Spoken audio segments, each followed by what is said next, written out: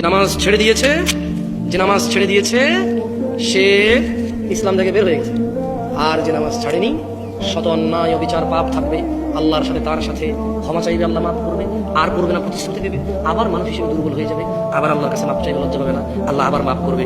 এরপর এক পর্যায়ে আল্লাহ ঘোষণা দিয়েছে ইল্লা মান তাব, অথবা যে ব্যক্তি তার সমস্ত গুনাহ থেকে ফিরে আসে, ওয়া আমানা, আল্লাহর প্রতি ঈমান আনে, ওয়া আমিলা আমালান সালিহা, তার গুনাহ যত কিছুই হোক সে যদি ফিরে আসে, ঈমান আনে, মাপ চায়, ভালো কাজ করে, ফাউলাইকা ইউবাদদিলুল্লাহ সাইয়্যাতিহিম হাসানাত। এই যে লোকটা বললো জেনা করবে না, আবার করছে, চেষ্টা করছে না করা হয়ে গেছে, নেশা করবে না আবার করছে, সর্বোচ্চ চেষ্টা করেছে না করার পথে হয়ে গেছে। এই যে লোকটা নামাজ মিস করে ফেলেছে, চেষ্টা করেছে সর্বোচ্চ পড়ার, হঠাৎ দেখে মিস হয়ে গেছে, তো আল্লাহ কোরআনুল কারীমে সূরা ফুরকানে বলছে যে লোকটা ইল্লা মান তাব, হাজার সহস্র কোটি অপরাধ থেকে মাপ চেয়ে ফিরে আসলো, ওয়া আমানা, এরপর ঈমান নিয়ে নিয়েছে, ওয়া আমিলা আমালান সালিহা, মাপ চাইছে, ঈমান আনছে, কিছু ভালো কাজ করা শুরু করে দিয়েছে। তাহলে হচ্ছে ফাউলাইক, তার পিছনের যে হাজার লক্ষ কোটি সহস্র গুনাহ আছে, ইউবাদদিলুল্লাহ, আল্লাহ বদল করে দেবে গুনাহগুলোকে, শুধু মাপ না, এগুলোকে আল্লাহ বদলাই দেবে, এক্সচেঞ্জ করে দেবে, কিসে? সাইয়্যাতিহিম হাসানাত, নেকিতে পরিবর্তন করে দেবে সব গুনাহকে।